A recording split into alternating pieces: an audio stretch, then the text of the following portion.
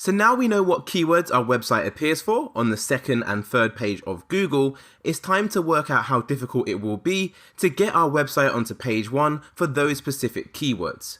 This process is called keyword difficulty analysis, which is essentially where we figure out just how difficult it's going to be to rank for a specific keyword. To work out the keyword difficulty, we're going to use a free Google Chrome extension called Mozbar. To find their extension, all you need to do is go over to Google and search for Mozbar Chrome extension. It should be the top result. Once you give it a click, you should see a page which looks similar to this, which is offered by Moz, and obviously the Chrome extension is called Mozbar, which is one word. So once you found the extension, you need to go ahead and add that to your Google Chrome. Now, it's important to note as well that you do need to sign up for a Moz account to use this extension, but it is completely free to sign up. And for those who don't already know, Moz is actually another SEO software company, pretty similar to SEMrush, although I found the information and the data that SEMrush provides to be far more accurate. However, I'm a big fan of the algorithm Moz uses to determine keyword difficulty, so this is what I primarily use Moz for. So once you have the Mozbar Chrome extension added to your browser, all you need to do is go over to Google and simply carry out a search for a keyword that you would like to target. So in this instance, I'm going to be using the keyword yoga mat.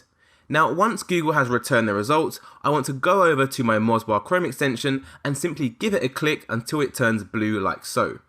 Now, what this is going to do is going to overlay two metrics to the organic results.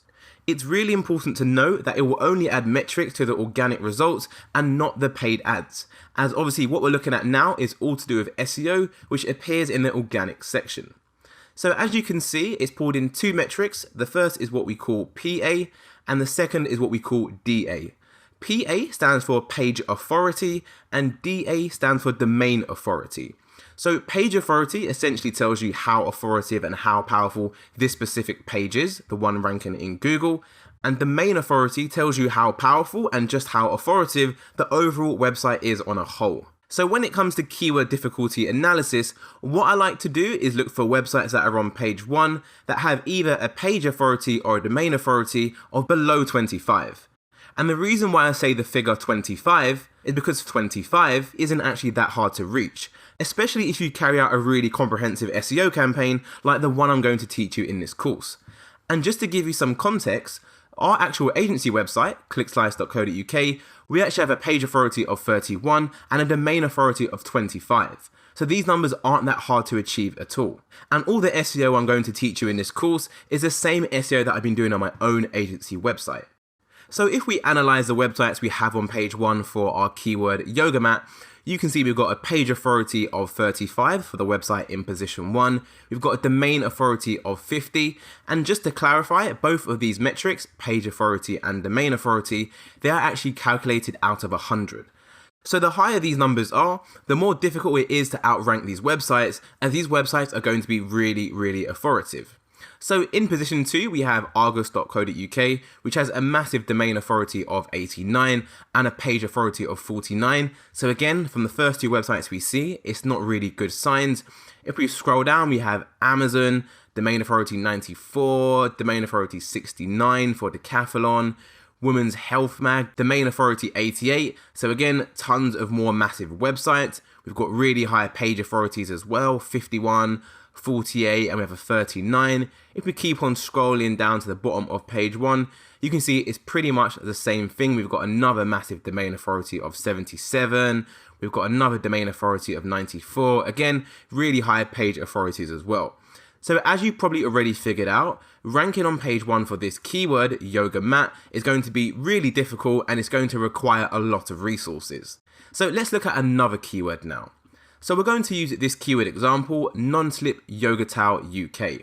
So if we scroll down to the organic results and have a look at the two metrics, you can see that the website in position 1 is Amazon again. They have a page authority of 48 and a domain authority of 94. So again, a really big website. However, if we keep scrolling down, you can see we have a lot less competitive websites on page 1 for this keyword. We've got yogabliss.co.uk, which is in position 2. Yoga Bliss has a page authority of 28 and a domain authority of 31. So both the numbers are whereabouts where we want to be. This is a really good sign to see when you're doing SEO, as it gives you a strong indication that if this website can get onto page 1 and rank above all these other websites below it, which has really high domain authorities, then it just goes to show that if you carry out a really good SEO campaign, then you can also rank above these websites too. And what's even more reassuring is if you scroll down even further, you can see we have a few more weak websites on page 1 as well. We have buy-new.co.uk, page authority of 18, domain authority 18 as well. So again, another really good sign that we can also rank on page 1 for this keyword. If we keep on scrolling down to see what else we have another website at the bottom of page 1, page authority 19 and domain authority 24. So essentially, when it comes to analyzing the competition, all we're trying to do is find websites on page 1 that have either a page authority or a domain authority of below 25. As long as you see that, then it's a thumbs up, and I recommend you go ahead and target that keyword.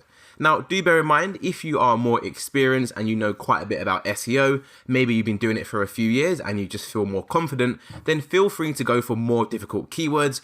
Just bear in mind, as those keywords are more difficult, by nature, it's going to take you longer to rank on page 1 and you're going to require more resources.